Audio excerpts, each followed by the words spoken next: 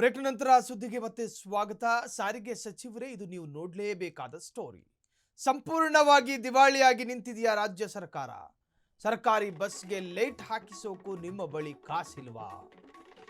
ಸಾರಿಗೆ ಸಚಿವರು ಬಹುಶಃ ಭೈರತಿ ಸುರೇಶ್ ಅವರು ಸಂಪೂರ್ಣವಾಗಿ ದಿವಾಳಿಯಾಗಿ ನಿಂತಿದೆಯಾ ರಾಜ್ಯ ಸರ್ಕಾರ? ಸರ್ಕಾರಿ ಬಸ್ಸಿಗೆ ಲೈಟ್ ಹಾಕಿಸೋಕು ನಿಮ್ಮ ಬಳಿ ಕಾಸಿಲ್ವಾ? ಮೊಬೈಲ್ ಟಾರ್ಚ್ ಹಿಡಿದು ಬಸ್ ಓಡಿಸೋ ದುಸ್ಥಿತಿ ಇದಂತಹ ಅವಮಾನ ಇದು. ಕಂಡಕ್ಟರ್ ಮೊಬೈಲ್ ಚಾರ್ಜ್ ಹಾಕಿದ್ರೆ ಡ್ರೈವರ್ ಬಸ್ ಚಾಲನೆ ಮಾಡ್ತಾರೆ. ಕಲ್ಯಾಣ ಕರ್ನಾಟಕ ಸಾರಿಗೆ ಸಂಸ್ಥೆಯ ಬಸ್ಸಿನ ಕಲ್ಯಾಣ ಇದೇನಾ? ಗಂಡ ಇದ್ದ ಹೆಂಡತಿ ಮುಂಡೆ ಆದಂಗಿದ್ದು ಕತೆ. ಬಸ್ಸಿನ ಲೈಟ್ ಕೈ ಕೊಟ್ಟು 15 ದಿನವಾದ್ರೂ ಆಗಿಲ್ಲ ರಿಪೇರಿ. ಪ್ರತಿದಿನ ಜೀವ ಕೈಯಲ್ಲಿ ಹಿಡಿದು ಪ್ರಯಾಣಿಕರು. ಇದೆಂತಹ ಅಸಹ್ಯ ನೋಡಿ. ಒರಿಸ್ಸಾ ಅಲ್ಲ ನಮ್ಮ ರಾಜ್ಯ, ರಾಜಸ್ಥಾನೂ ಅಲ್ಲ, ಕರ್ನಾಟಕದ ಸಾರಿಗೆ ಬಸ್ಸು ಕಂಡಕ್ಟರ್ ಮೊಬೈಲಲ್ಲಿ ಟಾರ್ಚ್ ಹಾಕದಂತೆ, ಈ ವಯ್ಯ ಗೇರ್ ಹಾಕದಂತೆ. ನಮ್ಮ ಕರ್ನಾಟಕದ ಸಾರಿಗೆ ವ್ಯವಸ್ಥೆಯ ಅತ್ಯಂತ ಸೌಂದರ್ಯ ಇದು. ಸಾರಿಗೆ ಸಚಿವರಿಗೆ ನಾಚಿಕೆ ಆಗಬೇಕು. ಈ ವಿಜುವಲ್ಸ್ ಅನ್ನ ಹೊರ ರಾಜ್ಯದಲ್ಲಿ ಟ್ರೋಲ್ ಮಾಡಲಾಗ್ತಾ ಇದೆ.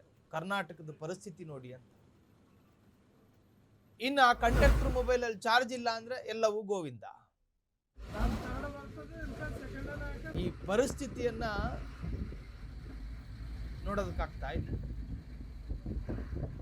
ಎಂತಹ ಪರಿಸ್ಥಿತಿ ನೋಡಿ. KSRTC ಬಸ್ಸಿಗೆ ಹೆಡ್ಲೈಟ್ ಇಲ್ಲ. ಅಪಾಯ ಅಲ್ವಾ ಇದು? ಪ್ರಯಾಣಿಕರನ್ನ ಹೊತ್ತೊಯ್ಯುವ ಬಸ್ಗಳಲ್ಲಿ ಲೈಟ್ ಇಲ್ಲದೆ ಇದ್ರೆ ಆಕ್ಸಿಡೆಂಟ್ ಆಗುವ ಸಾಧ್ಯತೆಗಳಿರ್ತವೆ. ಕಣ್ಣು ತುಂಬಿಕೊಳ್ಳಿ ಈ ದೃಶ್ಯವನ್ನ ನೋಡ್ಕೊಂಡು.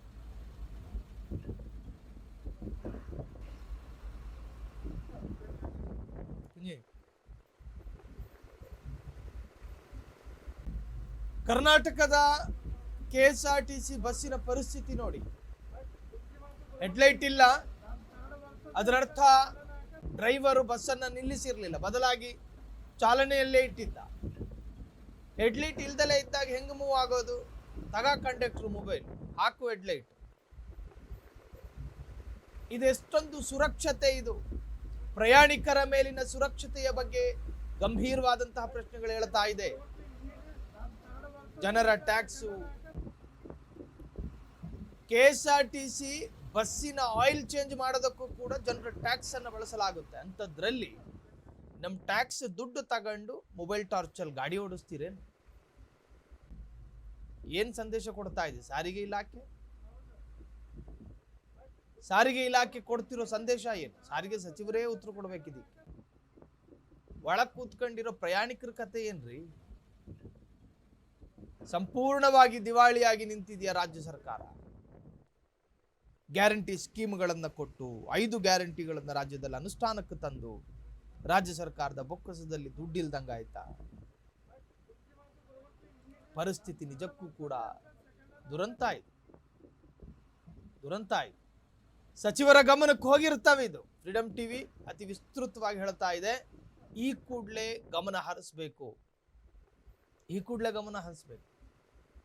ಈ ಬಸ್ ಯಾವ ಡಿಪೋ, ಆ ಡಿಪೋ ಮ್ಯಾನೇಜರ್ ಯಾರು ಅನ್ನುವಂಥದ್ರ ಬಗ್ಗೆ ಕೂಡ ಚರ್ಚೆಗಳಾಗಬೇಕು.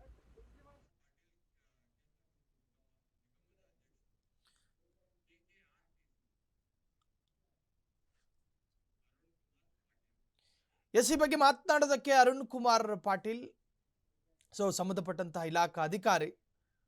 ಪಾಟೀಲ್ ಸಾಹೇಬ್ರೆ ನಮಸ್ಕಾರ. ನಮಸ್ಕಾರ ಸರ್, ಒಂದು ಬಸ್, ಒಂದು KSRTC ಅಂತೆ. ಆ ಬಸ್ಸು KKRTC ಬಸ್ಸು. ಸರಿ, ಹೌದು. ನಿನ್ನೆ ನನಗೆ ಒಬ್ರು ಪ್ಯಾಸೆಂಜರ್ ಫೋನ್ ಮಾಡಿದ್ರು. ಚಿಂಚೋಳಿ ಹೋಗುವ ಬಸ್ಸು ಏನು ಲೈಟ್ ವಿಷನ್ ಕಮ್ಮಿ ಇದೆ ಅಂದ್ರೆ ಅದ್ರದ್ದು ಪವರ್ಫುಲ್ ಇಲ್ಲ ಲೈಟ್ ಅಂತ ಹೇಳಿದ್ರು.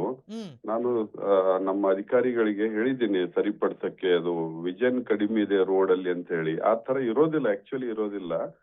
ನಮ್ಮ ಪ್ಯಾಸೆಂಜರ್ ಕುಂತು ಫೋನ್ ಮಾಡಿದ್ರು. ಅವರು ಒಬ್ರು ಪ್ರೆಸ್ ರಿಪೋರ್ಟರ್ ಅಕ್ರಮ್ ಮೊಮೀನ್ ಅಂತ ಹೇಳಿ ಫೋನ್ ಮಾಡಿದ್ರು.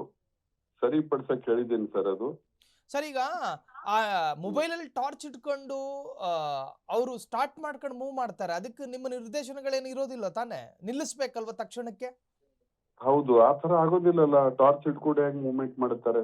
ಸೊ ವಿಜುವಲ್ಸ್ ಎಲ್ಲ ಹಂಗೆ ಕಾಣ್ತಾ ಇದೆ. ಒಂದು ಕ್ರಾಸ್ ಇಲ್ಲ. ವೆರಿಫೈ ನಿಮ್ಮಿಂದ ಆಗಬೇಕು ಡೆಫಿನೆಟ್ಲಿ ಪ್ರಯಾಣಿಕರ ಭದ್ರತೆಯ ದೃಷ್ಟಿಯಿಂದ. Thank you so much Definitely. Arun Kumar Patil Definitely. ಅವರೇ.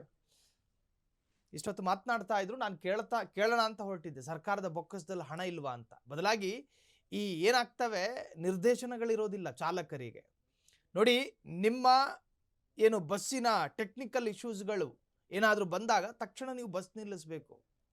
ನಿಮ್ಮ ಹಿರಿಯ ಅಧಿಕಾರಿಗಳೇನು ನೀವು ಮೊಬೈಲ್ ಟಾರ್ಚ್ ಇಟ್ಕೊಂಡು ಮೂವ್ ಮಾಡಿ ಅಂತೇನು ಇನ್ಸ್ಟ್ರಕ್ಷನ್ ಕೊಡೋದಿಲ್ಲ. ಸೊ ಒಟ್ಟಾರೆ ನಿಜಕ್ಕೂ ಕೂಡ ಈ ವಿಜುವಲ್ಸ್ ಚರ್ಚೆಗೆ ಕಾರಣವಾಗಿದೆ.